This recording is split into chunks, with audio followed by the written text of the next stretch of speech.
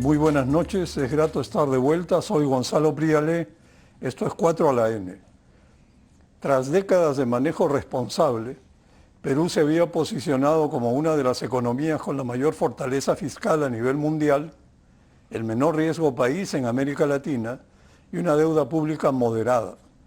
Inspiraba confianza y podía endeudarse a tasas bajas y maximizar el presupuesto destinado a cerrar brechas sociales y equipar al país. Hasta aquí la parte bonita de la historia. Pero al mismo tiempo se fue instalando en el país un ecosistema inestable y disfuncional de corrupción transversal, desorden público, crimen organizado, descentralización fallida, sistema de justicia no confiable e instituciones inoperantes, sin meritocracia. Y la cereza de la torta, se evidenció una gestión estatal del gasto público incapaz de lograr resultados. Esta noche veremos si en tales circunstancias se podrá sostener el equilibrio fiscal y recuperar el potencial de crecimiento de la economía este año. Hoy me acompañan Carolina Trivelli, investigadora del Instituto de Estudios Peruanos, ex ministra de Desarrollo e Inclusión Social y miembro del Consejo Fiscal.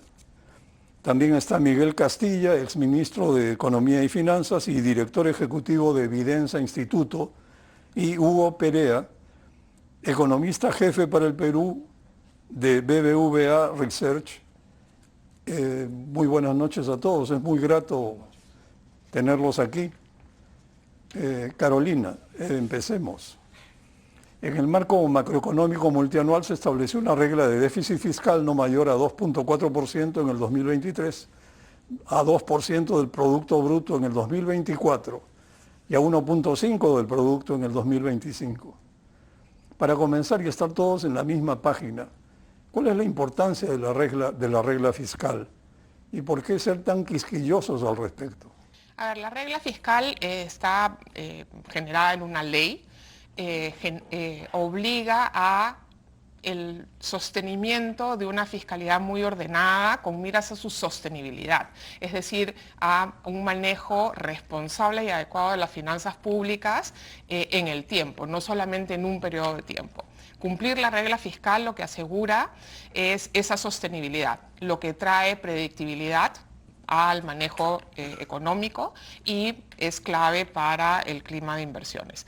Desgraciadamente tenemos esta senda de convergencia hacia el ideal, que es el 1%, que es a donde tenemos que llegar en el 26, y es una senda exigente, porque venimos de una situación de excepción causada por la pandemia y tenemos que regresar a una senda de déficit fiscal sostenible.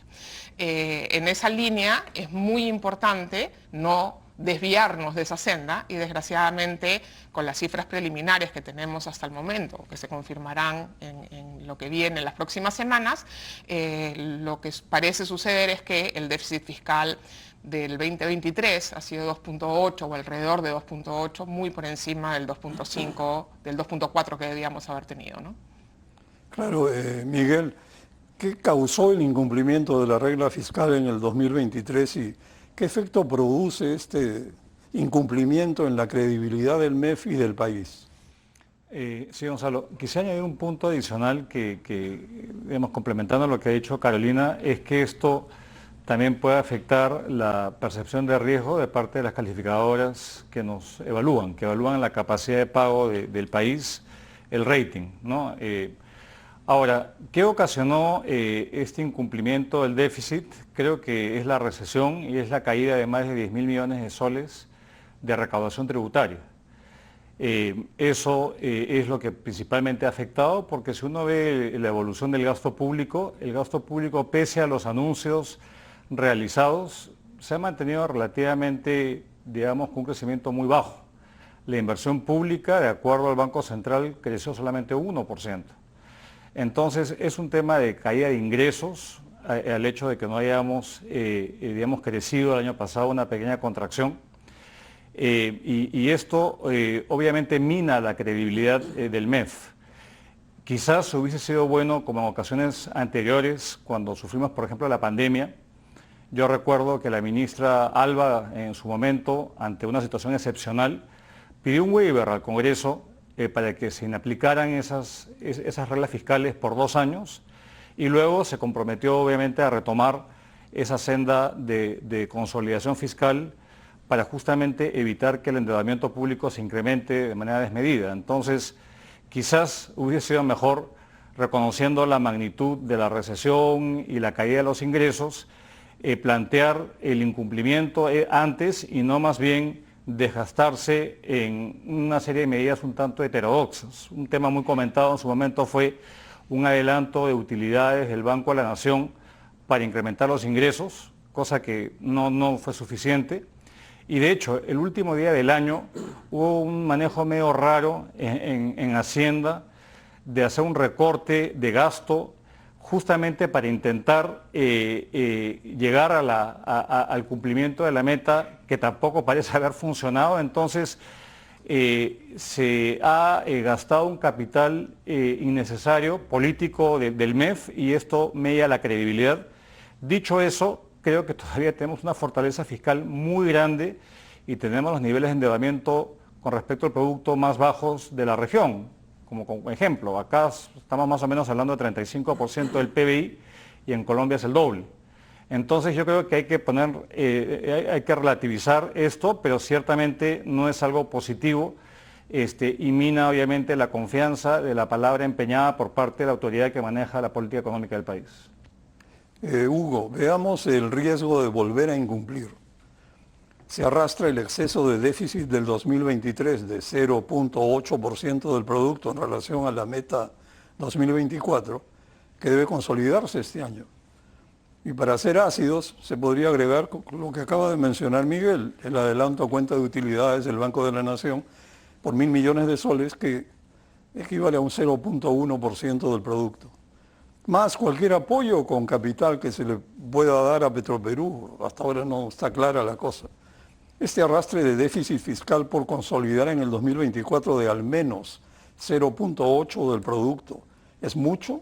¿Qué implica? Sí, efectivamente. A ver, lo que tendríamos que hacer es pasar de un déficit de 2,8 para alinearnos a la senda que ha propuesto el gobierno para regresar a cumplir la ley de responsabilidad y transparencia fiscal, que exige no exceder el déficit en más de 1% del PBI, ¿no? Entonces tendríamos que pasar de 2,8, en esa trayectoria descendente para este año está propuesto un 2, y es lo que tú mencionas, son esas 8 décimas que suenan retadoras, por supuesto, ¿no? Sin embargo, hay que decir que, a ver, en el año 2017-2018 el déficit se redujo más o menos en 7 décimas, del 18 al 19 se redujo en otras 7 décimas más, pero hay que decir también que el contexto fue muy favorable por el lado de precios externos, ¿no? Entonces una recuperación, y eso permitió recuperar la parte de ingresos tributarios e ir reduciendo el déficit y con un gasto público que se mantuvo más o menos constante. Entonces las perspectivas no solamente van a depender de cómo se recuperan los ingresos vía el esperado rebote económico, cuando creces más, recaudas más, ¿no es cierto?, sino también del entorno internacional. De hecho, en algún momento el Ministerio de Economía y Finanzas sacó la sensibilidad que tiene la recaudación como porcentaje del PBI, los ingresos del gobierno general como porcentaje del PBI, ante cambios en los precios externos, ante el crecimiento, incluso el tipo de cambio. Y la sensibilidad es muy fuerte por el lado de precios externos, más que con respecto al crecimiento. Y las sensibilidades, por supuesto, varían. Miguel leía un artículo muy interesante que publicó en un diario en esta semana, y tiene una sensibilidad que dice, por ejemplo, ¿no?, que más o menos, si mal no recuerdo, me corriges, por cada punto que crece el PBI, podríamos recuperar, si crecemos, perdón, el 3% que se espera para este año, según pronósticos oficiales, la recaudación aumentaría en 14.000 millones, es decir, habría una recuperación de 1,4. Hay estimados más conservadores, el Ministerio en algún momento publicó una sensibilidad de solamente 2 décimas por cada punto. Pero en fin, el crecimiento va a ser importante, pero también sería importante el entorno internacional, ¿no? Claro. Carolina, ¿qué pasaría si este año se repite el incumplimiento de la regla fiscal en una magnitud parecida o mayor al incumplimiento del 2023? ¿Y piensas que la probabilidad de incumplir con la regla del déficit fiscal en el 2024 es significativa? A ver, creo que cumplir la senda programada va a ser muy difícil, va a ser desafiante, como dice Hugo. Creo que es posible hacerlo, pero va a implicar costos, ¿no? Y esos costos tienen que ver con un manejo muy importante de expectativas de incrementos de gasto, y eso tiene que ver también con lo que hemos visto este año pasado de iniciativas del legislativo y del ejecutivo orientadas a incrementar gasto, sobre todo gasto permanente, remuneraciones, cosas de ese estilo, pero también lo que se logra hacer con temas de recaudación, y hay que recuperar una trayectoria muy importante que se venía teniendo de incremento de ingresos permanentes, ¿no? Con mejores niveles de recaudación, en tanto menores niveles de evasión, ¿no? Entonces ahí hay una oportunidad. Va a ser muy duro y muy desafiante. Si llegamos a incumplir en el 2024 nuevamente la regla fiscal, va a pasar lo que decía Miguel, y es que las calificadoras de riesgos van a reevaluar, ¿no?, el rating que le dan al Perú, y eso tiene consecuencias directas en el costo de los recursos, del capital para sector privado, para sector público, y eso sí nos podría pegar, ¿no? Claro, Miguel, ¿cuánto podría rebotar la economía en el primer trimestre por el efecto estadístico inercial de la comparación con una base muy baja del primer trimestre del año pasado? ¿Y cuánto podría crecer la economía en el año? Y por otro lado, ¿cómo se perfilan los precios de exportación, las exportaciones mineras, agroindustriales y la tercera? ¿Se dará pase a Tía María y a Conga? Vamos de lo general a lo particular. Voy a tomar nota de tus preguntas, porque hablas del rebote primer trimestre, del precio de los precios de exportación. De exportación y Tía María. Tía María y Conga, sí. A ver, mira, yo creo que sin duda el año, si uno compara el primer trimestre del año pasado, fue un primer trimestre bastante malo. Tuvimos acumulación social, la paralización de minas, luego creo que vino el ciclón Yaku y hubo una caída no menor, entonces hay un factor estadístico, y si vemos en la actualidad ya comienza a haber una ligera recuperación según el último dato publicado al mes de noviembre, y probablemente tengamos un crecimiento positivo en el primer trimestre. No quisiera adelantar un número preciso, pero probablemente sea el mejor trimestre después de muchos trimestres de contracción, el primero. Y en esto yo diría que hay algunos aspectos que van a ayudar. El hecho de que la inflación haya bajado y esté bajando de manera sostenida, lo que hace es que le inyecta capacidad adquisitiva al consumo privado, que ha estado muy golpeado por los últimos 2 años, a la par de una reducción eventual de las tasas de interés que va a aliviar el costo del financiamiento. Entonces yo creo que eso ayuda, y el hecho de que se esté debilitando el niño va a ayudar, digamos, a una recuperación de los sectores primarios, especialmente de cara a la mala prevención que tenemos en el país. Entonces yo diría que esto apunta hacia una recuperación que incluso podría ser mayor, de zanjarse ciertas fuentes de ruido y de incertidumbre.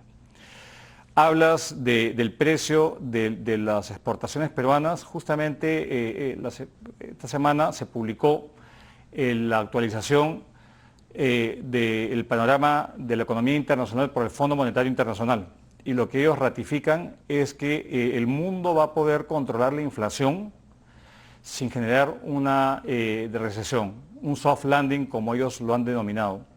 Y eso implica de que han actualizado por décimas el crecimiento mundial. Y eso tiene una incidencia directa en los precios de nuestros commodities, y si uno le suma la demanda que viene en el proceso de transición energética intensiva en metales críticos como el cobre, probablemente tengamos unos términos de intercambio del precio del cobre fácilmente 10% por encima del promedio de los últimos 10 años. Entonces ha habido volatilidad y ha habido cierta caída recientemente, pero precios todavía atractivos que pueden viabilizar proyectos, ciertamente. Y en ese sentido, proyectos como Tía María cobran una relevancia particular. Más allá de los 1.500 millones de dólares de inversión, es la señal de un proyecto que cumplió todos los requisitos formales sociales y ambientales y por un tema político netamente del presidente y el gobernador de turno de la región de Arequipa, pues se postergó.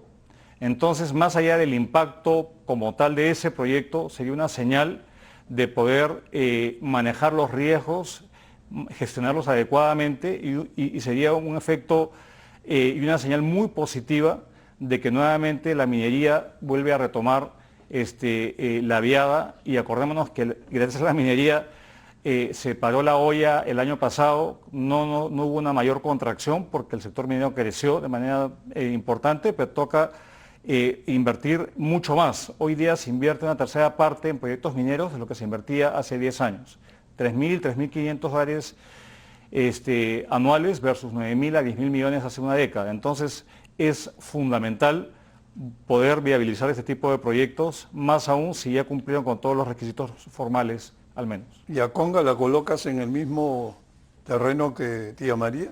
Conga es un proyecto de mayor envergadura. Yo creo que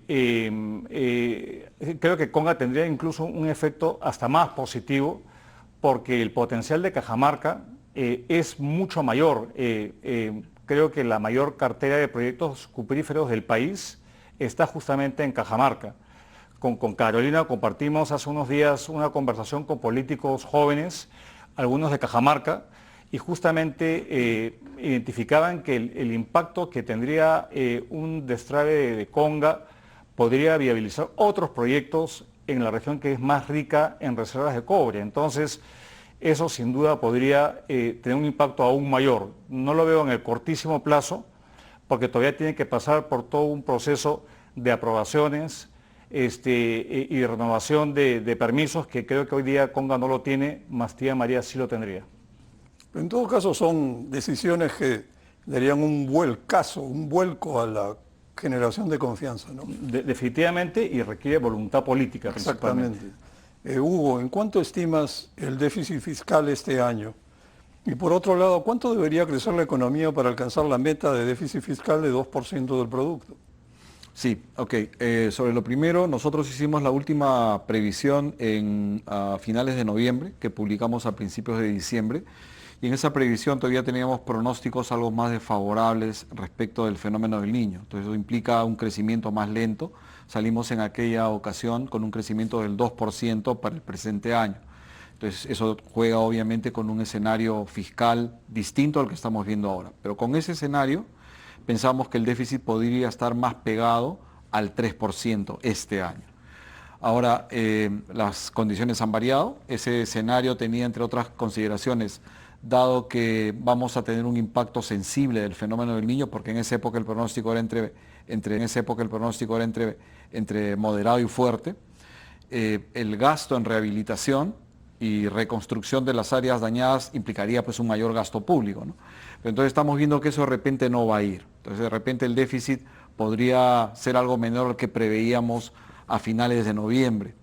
Pero como se ha mencionado, el entorno sigue siendo retador. Para ponerle cifras con lo que tú estás relacionado a tu pregunta, mencionaba que el MEF en algún momento publicó alguna elasticidad, está en el marco macroeconómico del año 2022, en un recuadro. Decía que la elasticidad, la sensibilidad, si quieres, de los ingresos del gobierno general, léase ingresos tributarios, si quieres, al crecimiento económico, era por cada punto la recaudación aumenta en 0,2% del PBI. Entonces, si queremos cerrar una brecha de 8 décimas, tendríamos que crecer al menos 4%, utilizando esa sensibilidad, ¿no? Un poco difícil, ¿no? Sí, se ve bastante retador, ¿no? Eso es un poco en línea con lo que mencionaba Carolina, ¿no? Entonces, este año, la verdad, retornar a esa senda va a ser algo bastante exigente. Ojalá que se pueda lograr, porque efectivamente podría tener otras implicancias ya en la evaluación del rating crediticio. Pero algo interesante antes de ir al corte es que creo, no podemos vivir pues a expensas del clima, la mala suerte o gente que toma aeropuertos. Alguien tiene que gobernar y dar las señales correctas. Bueno, vamos a una pausa y volvemos.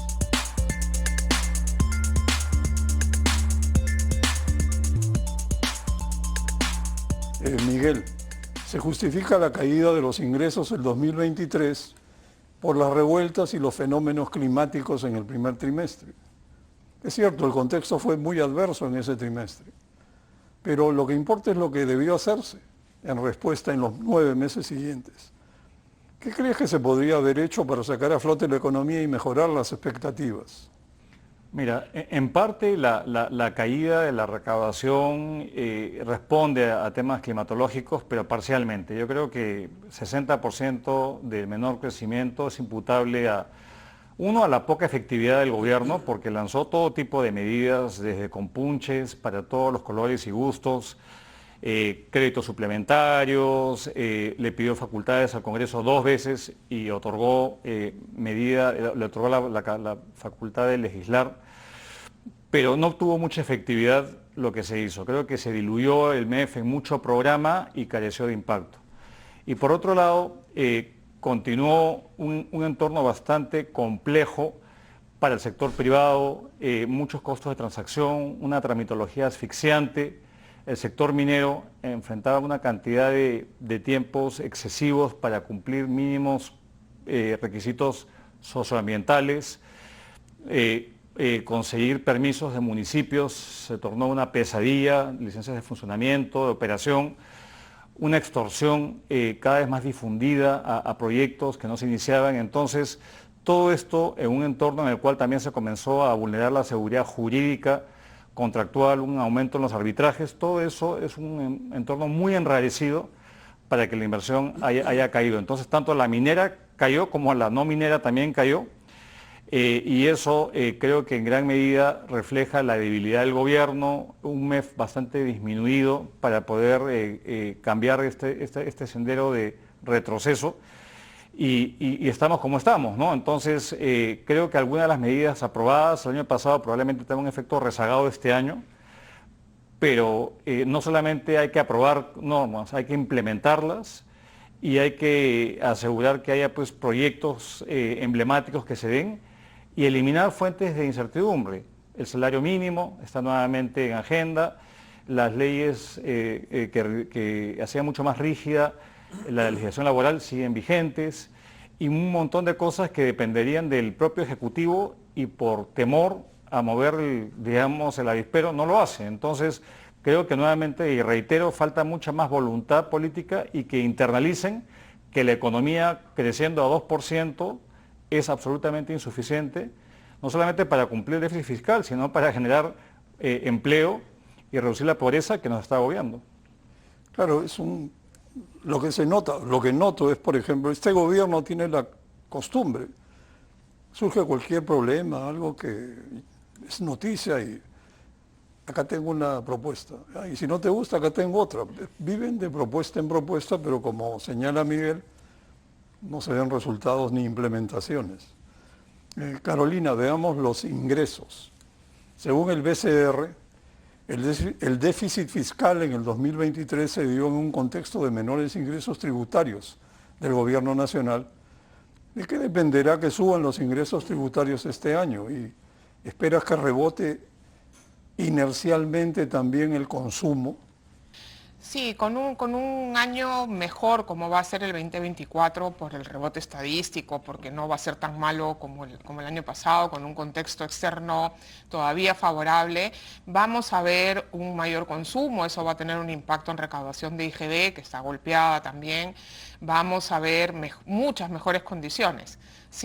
Vamos a tener primera temporada de pesca, para comenzar, que el año pasado no hubo. Eso ya va a contribuir de manera decidida, y como la inflación está nuevamente retornando a un rango adecuado, vamos a ver a las familias con mayor capacidad de consumo y con menos incertidumbre respecto a que no necesitan postergar consumo. Eso todo va a contribuir a que se recuperen los ingresos. Sin embargo, también vemos, en particular desde el Consejo Fiscal estamos preocupados por la gran cantidad de iniciativas que nuevamente están hablando desde el Legislativo y en algunos casos desde el Ejecutivo, de exoneraciones, de sistemas particulares tributarios para sectores estratégicos de alguna manera, que van a minar la credibilidad de la recuperación de los ingresos. Creo que realmente tendría que haber, como parte de esta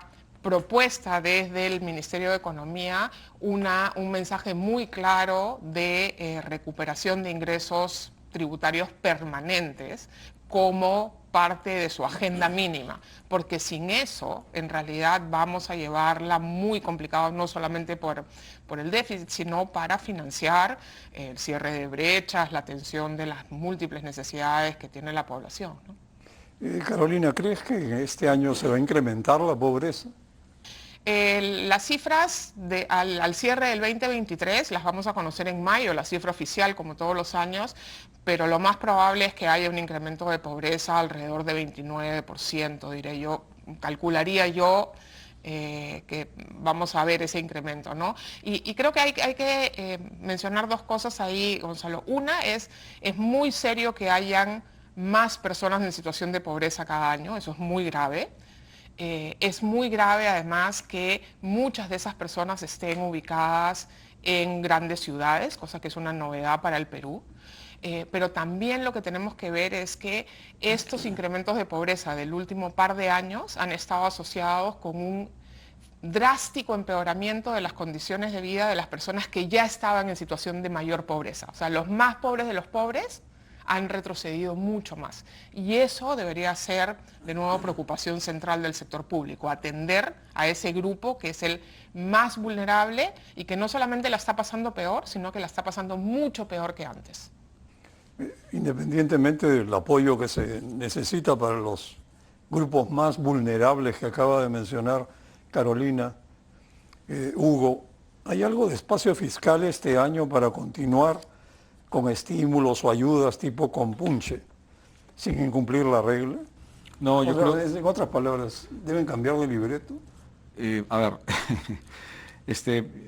en mi opinión yo creo que buena parte de lo que se hizo en el 2023 con estos programas, y como tú bien en algún momento has comentado, que hay cierta dispersión de muchos programas y que no tienen un rumbo de repente muy claro y definido. En general, yo diría que no es un problema tanto de diseño en lo que pasó en el tema de los programas de estímulo que se lanzaron el año pasado. Posiblemente sean dos cosas los que estuvieron detrás de esa poca efectividad.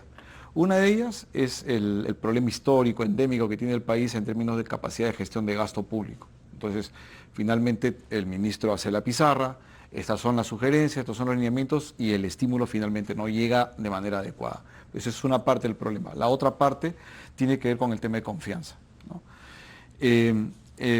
Siempre que hay un estímulo económico, se generan efectos multiplicadores y el privado se compra el tema, ¿no? Entonces, si el gobierno hace un estímulo comprando, digamos, uniformes para las Fuerzas Armadas, el textilero que recibe ese dinero a su vez cree que la economía se va a recuperar y gasta arreglando la casa, etcétera, se generan impactos multiplicadores. Creo que eso, en este contexto de tanto ruido que señalaba Miguel hace un instante, no ha estado ausente, ¿no? Entonces, más allá de un tema de diseño que podemos discrepar en algunas u otras cosas, reitero, creo que dos elementos que han evitado un mayor impulso a la economía producto de estas medidas han sido falta de capacidad de gasto, de gestión de gasto, y el tema de la confianza. Y yendo ya a lo que señalabas también, en el sentido de si este año veo más espacio, yo creo que va a estar bastante limitado si queremos llegar a volver a la trayectoria propuesta para cumplir el déficit, ¿no? Lo señalábamos hace un instante, tenemos que reducir el déficit en 8 décimas, casi un punto porcentual del PBI, que no es un tema menor. Ahora, es posible que los ingresos se recuperen, habría que ver en qué magnitud. El crecimiento económico, la sensibilidad de la recaudación al crecimiento económico es positiva, entonces vas a ver más recaudación seguramente. Vamos a ver qué es lo que pasa por el lado externo. Es posible que haya una recuperación de los precios de los metales más, en nuestra opinión, en la segunda parte del año, en un entorno ya de recuperación más franca de algunas economías, Europa en particular, China que sigue generando algunas dudas, no tanto Estados Unidos. Vamos a ver una recuperación de los precios de los metales en la segunda parte del año y eso también debería ayudar a la recaudación. Pero hay un tema adicional que debería jugar a favor, que te daría espacio para reducir el déficit o un poquito más de espacio fiscal. En años de recesión el incumplimiento tributario aumenta, eso es muy típico, ¿no? Entonces, el año pasado fue un año frío, recesión si quieres, el incumplimiento tributario debe haber aumentado. Este año eso debería reducirse. Por cada punto que se reduce el incumplimiento tributario en IGB o en impuesto a la renta, más o menos se calcula que son 800 millones de soles adicionales para la recaudación. Entonces, el 2022 el incumplimiento tributario por impuesto a la renta cerró más o menos en 40% y el de IGB cerró alrededor del 30%. Pero en el 2014 en IGB estábamos en 27% y en renta también estábamos como 3 puntos abajo. O sea, si pudiéramos regresar a los números que ya tuvimos, podríamos tener unos 2.500 millones de soles más en recaudación. Entonces, ¿eso cómo se puede usar? Para cerrar el déficit o para tener un poco más de espacio fiscal, para generar un rebote más acentuado de la economía, pero eso ya está por discutirse, pero que vas a tener eventualmente una mayor recaudación, no solamente producto de la recuperación y posiblemente de un entorno internacional algo más favorable, sino también por la reducción del incumplimiento tributario, ¿no? Miguel, siendo realistas, evidentemente hay problemas con la gestión pública. Entonces estos anuncios se pueden quedar en el papel fácilmente. Y con normativa no se resuelven los problemas de gestión tampoco. La experiencia de los hechos recientes y varios años de resultados bien desalentadores.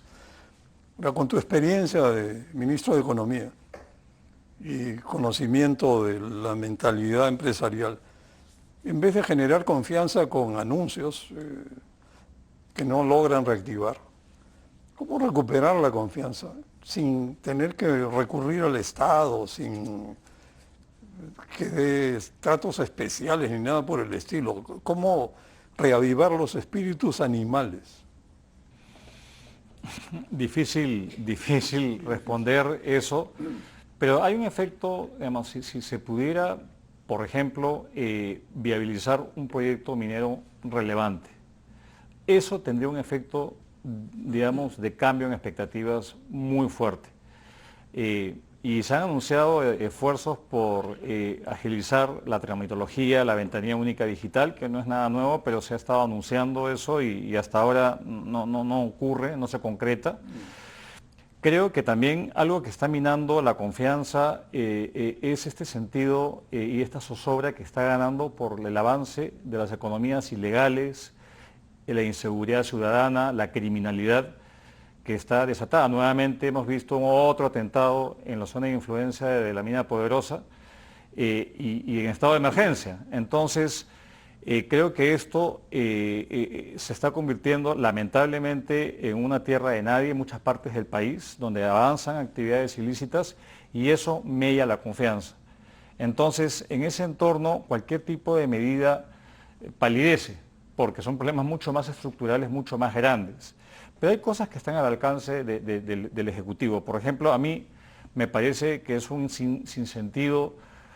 Ahora, recientemente se ha anunciado que se va a actualizar la tasa de impuesto selectivo al consumo, por ejemplo, para una serie de bienes.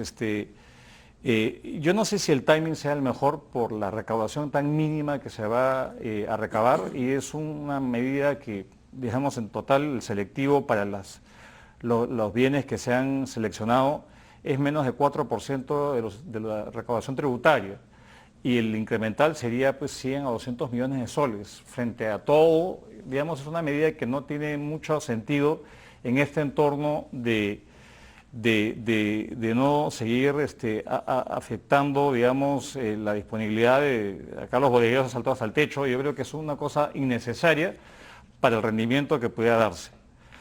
Por otro lado, yo creo que si es que tenemos un poder legislativo un poquito más responsable, cosa que capaz sea mucho a pedir, podría cambiar, digamos, generar menos contingencias. Hoy día tenemos a un poder legislativo que está minando y estamos retrocediendo en muchos ámbitos, incluso en el fiscal. Se está pensando preasignar ingresos a determinados usos. Se está, como dijo Carolina, aumentando el rosario de exoneraciones tributarias, muchas veces con, digamos, móviles mercantilistas. Si eso se diera un poco, yo creo que estaríamos en mejor posición. Y algo que yo veo con también preocupación es que hay una politización de las entidades que deberían ser totalmente imparciales en la resolución de controversias. Entonces yo creo que eso mina la seguridad jurídica justamente en un momento en el cual Proinversión, por ejemplo, está intentando adjudicar más obras, pero si no se respetan los contratos o si se comienza a politizar la administración de la justicia o un tribunal constitucional se politiza demasiado y falla, digamos, en contra del Estado de Derecho o la seguridad jurídica, yo creo que son temas más gruesos que medidas muy puntuales no van a poder revertir. Entonces, me temo, y para culminar mi larga intervención, me temo que hay factores que están gestándose en el país mucho más profundos que minan contra la confianza, que van a ser difíciles de revertir con proyectos destrabados per se o con medidas muy puntuales. Se tiene que tener un avance notorio que frene este sentido de retroceso que estamos viviendo como país ya hace mucho tiempo. Carolina, veamos egresos. El Consejo Fiscal señaló que se autorizó un incremento de 10.000 millones de soles en el presupuesto de apertura de 2024 para gastos de remuneraciones, que es inconsistente con el marco macroeconómico multianual. ¿Pone esto en riesgo el cumplimiento de la meta fiscal también? Definitivamente no contribuye al cumplimiento de la meta y al Consejo le preocupan dos cosas, ¿no? El incremento absoluto de gasto destinado a remuneraciones, que además es un gasto muy poco flexible, ¿no? Es muy difícil de revertir, no es un gasto de una sola vez, sino es permanente. Pero también nos preocupa mucho la inconsistencia no explicada con el marco, ¿no? El marco debería ser lo que guía y debería ser una señal que dé predictibilidad a los inversionistas, a todos los agentes económicos de cómo se van a manejar las finanzas. Entonces es una muy mala señal que en la apertura del presupuesto haya una inconsistencia tan notoria. Dicho eso, yo creo que lo fundamental para el tema de egresos, para el tema de gasto, es también mirar cosas que están pasando alrededor, ¿no? Todo este proceso que está haciendo la Municipalidad de Lima de generar estos bonos y adelantar gasto, la mala señal con los contratos de las concesionarias, hay ahí un problema, el tema Petroperú, todos esos son potenciales riesgos que pueden afectar gasto y que pueden presionar más bien en el sentido contrario de lo que hemos estado mencionando en la mesa para el cumplimiento del déficit, ¿no? Solamente un dato que, para complementar eso, disculpa que intervenga, yo estaba mirando el presupuesto modificado y ya en las primeras 3 semanas del año ya se incrementó en 4.500 millones de soles. Han pasado 3 semanas y ya se han incorporado más recursos, entonces creo que no hay noción de una restricción presupuestaria en estas épocas y eso es un problema serio. Y no hay predictibilidad, entonces si el marco no nos ayuda a definir cómo vamos a actuar, si el presupuesto se modifica tan tempranamente y comenzamos a hacer créditos suplementarios y otras medidas, lo que hace es muy difícil que se genere confianza desde cualquier agente económico, de los privados, los externos, porque no hay cómo predecir por dónde van a ir las prioridades de, en este caso, el MEF, ¿no? Hugo, como cada año se dejan de gastar unos 19.000 millones de soles del presupuesto para obras, se dice que sobra plata, pero ¿sobra realmente? Si todo el presupuesto para obras se devengara íntegramente en el año, ¿acaso no se incrementaría el déficit fiscal? Bueno, la respuesta concreta a esa pregunta es sí, por supuesto, pero recuerda que cuando se formula un presupuesto está sujeto a las reglas macrofiscales, ¿no? O sea, todo tipo de gasto tiene que estar financiado. En la aprobación del presupuesto sale conjuntamente con una ley de equilibrio financiero y con una ley de endeudamiento. Entonces, puede ocurrir, digamos, que si eventualmente hay una menor ejecución, por falta de capacidad de gasto, pero imagínate que un determinado recurso se te cae y estás en el tope de endeudamiento, entonces tendrías que limitar ese exceso de gasto, ¿no? Entre comillas, exceso de gasto. Entonces, no necesariamente eso se va a reflejar en una situación de precariedad sobre las finanzas públicas, pero la respuesta concreta a tu pregunta es sí, sería un mayor gasto fiscal, que sugiere pues una situación que hay que manejar siempre con cuidado y con prudencia. Por eso es importante, regresando al tema de las reglas, observarlas, ¿no? La evidencia sobre las reglas, distintos estudios dicen, no está muy clara, pero sí más o menos el consenso dice, ayuda a alinear expectativas, reduce incertidumbre y limita la discrecionalidad del gobierno, no de las autoridades en general, en el uso de los recursos fiscales. Entonces, hay que esforzarnos por realmente cumplir esta regla y mantener pues la senda de disciplina fiscal que ha caracterizado las gestiones de los últimos 20, 25 años, ¿no? Bueno, vamos a una pausa y volvemos.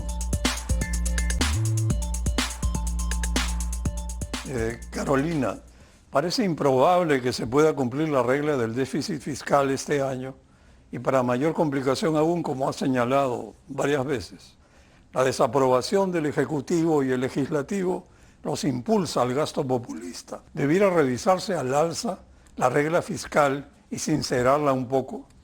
Bueno, es potestad del MEF hacer una propuesta para cambiar la senda de consolidación fiscal. Eso es una posibilidad y creo que se puede dar con una discusión en el Congreso amplia, con un debate amplio, y si esa es la mejor opción, que se haga. Lo que creo que no se puede hacer es incumplir nuevamente, ¿no? Lo que tenemos que hacer es, si vamos a mantener esta senda, asegurarnos de que se cumpla, y si no, hacer el proceso que implica el debate político, la discusión amplia sobre cuál es una senda posible para las condiciones económicas del Perú.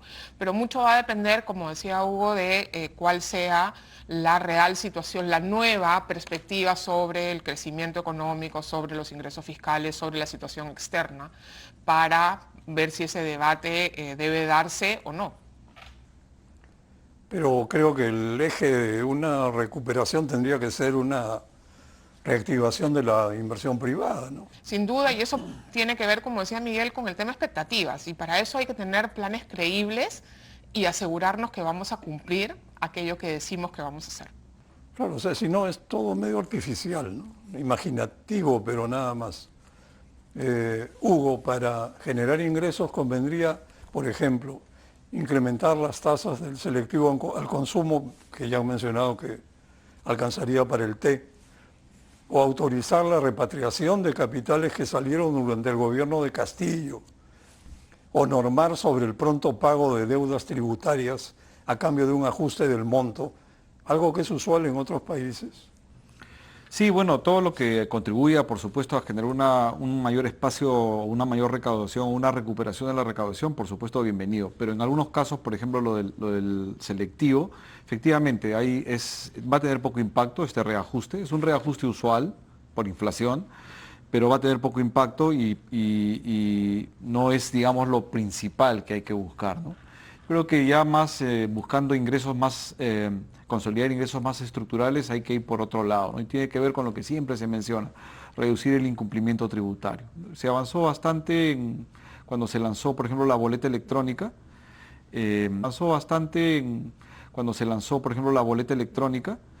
El 18, 19 aumentó la recaudación de manera interesante por este concepto y la evidencia a nivel internacional te señala que realmente los países que lo han implementado plenamente, en el caso de Letonia, México incluso, Sudáfrica, tú ves unos niveles de reducción del incumplimiento tributario muy, muy interesantes.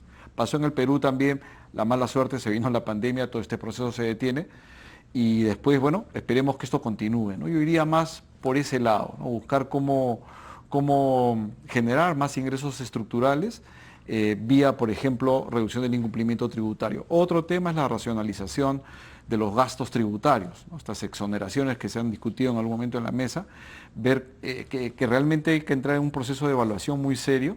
Son propuestas para tratar de desarrollar generar un polo de desarrollo, desarrollar una región, y cuando uno mira la evidencia ve que el impacto es nulo o incluso hasta contraproducente. A veces algunas exoneraciones generan contrabando, generan efectos totalmente perniciosos que uno no desea. Y entonces el impacto económico realmente es nulo. De repente cambiar ese tipo de esquemas de exoneraciones tributarias por transferencias directas hacia la región para hacer inversión, obras de infraestructura, colegios, etcétera, ¿no? Miguel, esto de normar sobre el pronto pago de deudas tributarias que pueden tener décadas o estar en juicios, que en muchos casos los intereses acumulados superan el principal largamente. ¿Te parece algo viable? Porque ya hay cantidades importantes. Mira, yo creo que más allá de eso, yo creo que hay que hacer algo porque nuestro sistema de, digamos, de controversias tributarias está mal. Está mal en el sentido que tú dices, son los intereses moratorios que se acumulan, una bola de nieve. Entonces yo creo que lo que hay que tratar de incidir es en reducir la judicialización de estos procesos. Entran al Poder Judicial y pasan la vida y hay un tema de plazo justo. Y de hecho el TC se ha pronunciado al respecto en un fallo no hace mucho del año pasado. Entonces creo que es fundamental no politizar un tema que es importante, es delicado. Yo recuerdo en la época de Castillo se decía, vamos a subir los ingresos tributarios porque vamos a cobrar la deuda. Y son litigios que tienen años de años, entonces creo que en mi criterio lo central es ponerle plazos mucho más perentorios a resolver esas controversias y no dejar pues, que acumule, que pase el tiempo y que sea finalmente intereses que finalmente acaban, digamos, siendo deudas incobrables y alimente esta sensación de inseguridad. Hubo un desarrollo reciente, por ejemplo, un tribunal de la Corte Suprema que se encarga justamente de ver los litigios tributarios, tuvo un cambio sustantivo. La mayor parte de estos magistrados hoy día son provisionales, eso les quita cierta imparcialidad. Y nuevamente estamos en manos del Poder Judicial que tiene sus grandes problemas para resolver contingencias que puede que tenga razón el contribuyente o la SUNAT, pero se tiene que resolver a tiempo. Entonces quizás esquemas como lo que tú mencionas mejoren, pero yo no trataría de abocar una recuperación o una consolidación fiscal en base a la deuda tributaria, porque muchas veces son en protesto y son procesos que uno tiene que preservar el debido proceso y la seguridad jurídica y la institucionalidad fiscal, que es tan importante. Todas las reglas fiscales, todo lo que hemos discutido, Consejo Fiscal, los mecanismos de resolución de controversias tributarias, todo hace parte de la institucionalidad fiscal que debe ser respetada, porque creo que es el puntal de un país cuyo activo principal es su fortaleza fiscal. Bueno, en realidad yo lo veía como una especie de elemento complementario, pero no el eje de la recuperación, ¿no? Carolina, ¿crees que autorizar la repatriación de capitales tiene algún...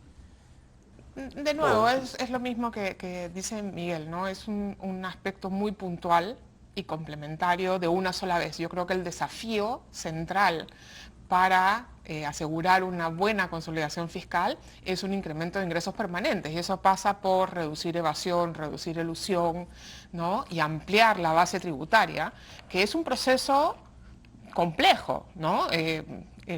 Los incentivos, digamos, a la ampliación de la base tributaria son complejos porque es muy costoso, ya en las etapas iniciales se recauda muy poco, pero si no sembramos esa base hoy, nunca vamos a lograr generar ingresos permanentes. Yo creo que tenemos que ir decididamente a una estrategia de incremento de ingresos permanentes y más bien dejar en el margen aquello que se puede hacer en todos estos aspectos de ingresos puntuales, ¿no? De una sola vez, bien si se pueden hacer, pero no los pondría en el centro, pueden distraer mucho y generar también mucho ruido en el sistema. Bueno, lo menciono porque lo mencionó el ministro Contreras en diciembre. Ahora, Miguel, y por favor extiéndete lo que creas necesario.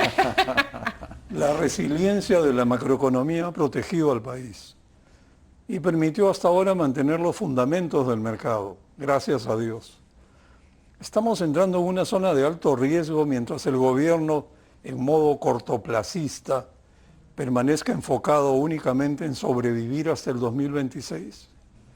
Lamentablemente creo que sí, Gonzalo, porque yo creo que estamos ante autoridades muy permisivas y que tienen miedo de tomar medidas que puedan perturbar esta continuidad de permanencia en el poder hasta el 26. Entonces, y eso hace que, por ejemplo, las opiniones técnicas pasen a segundo plano, no se respete cuando el MEF observaba en el pasado ciertos proyectos de ley y eso tenía cierta incidencia y hoy día es una opinión más y muchas veces ni siquiera se escucha en el mismo Ejecutivo. Entonces, creo que lograr mayor consistencia es absolutamente clave al interior del Ejecutivo y jugársela por algo, ¿no? Yo creo que he visto que el Premier convocó a los líderes empresariales recientemente a una reunión, ellos han dado sus puntos de vista, pero lo importante es que esto cale no solamente en las cabezas que nos dirigen, sino en los mandos medios que tienen esa decisión.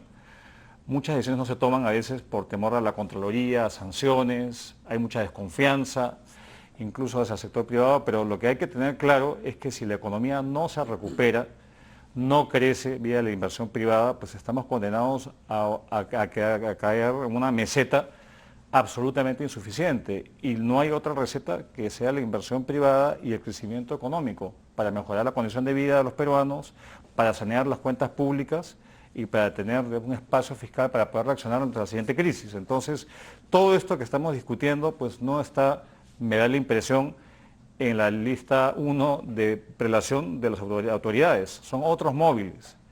Y hay ese pacto de no agresión entre el Congreso y el Ejecutivo que probablemente culmine de acá a julio del 25 y de ahí, digamos, sabe Dios lo que vendrá. Entonces, hay que tener mayor sentido de urgencia en el país para encarar esta posibilidad. Tenemos buenas noticias, baja inflación, no va a haber niño fuerte, el mundo va a ayudar, pero eso es insuficiente si no hay acciones concretas, efectivas y señales que la población está esperando en modo, digamos, desconcertada, porque todo esto ocurre y nadie toma acción decidida al respecto. Claro, y lo peor es que lleguemos al 2026 en una circunstancia tan inestable o impredecible que sean pues como las elecciones del fin del mundo, ¿no? Es terrible, ya no tercermundista, sino del fin del mundo. Carolina, para terminar, ¿podrías brevemente decirnos cuál es tu resumen de lo... Con lo que quisiera terminar, Gonzalo, es que el Perú todavía tiene una fortaleza fiscal muy importante, ¿no? Que es con lo que comenzó Miguel, y creo que eso hay que resaltarlo, ¿no? No estamos en una situación de precariedad extrema, pero tenemos que cuidar eso poquito que nos queda. Se ha ido deteriorando, ¿no?, nuestra situación fiscal en los últimos años, pero todavía es sólida y es buena. Lo que tenemos que asegurar es que el proceso de deterioro termine y que más bien pasemos a un proceso de fortalecimiento aprovechando el rebote, ¿no? Y aprovechar el rebote quiere decir no solamente hacer las acciones que aquí los colegas han planteado para generar más crecimiento, para lograr una recuperación sana de la economía, sino también delimitar prioridades claras y centrales y establecer límites, ¿no? Tenemos en cartera para discusión este año reformas de pensiones, exoneraciones tributarias, el caso Petroperú, la situación de la Municipalidad de Lima. Son todas cosas que pueden generarnos mayores problemas en vez de avanzar en potenciar las perspectivas positivas que tenemos, tomando en cuenta que partimos de una situación fiscal todavía sólida. Bueno, creo que tenemos que cerrar, lamentablemente queda muy poco tiempo. Yo diría que la resiliencia del modelo peruano, que ha permitido décadas de crecimiento, está en juego si no se respetan las reglas fiscales. El populismo del Ejecutivo y el Legislativo aumenta por su impopularidad y contribuye sostenidamente a incrementar el déficit fiscal. Con dádivas no van a recuperar la aprobación ciudadana. La economía no va a volver a crecer si no vuelven la confianza y las inversiones privadas. El gobierno debe ponerse a gobernar para volver a crecer en vez de dedicarse a sobrevivir para llegar al 2026. Bueno, no suenan a buenas noticias, pero siempre debemos tener un lugar para el optimismo. Muchas gracias. Buenas noches.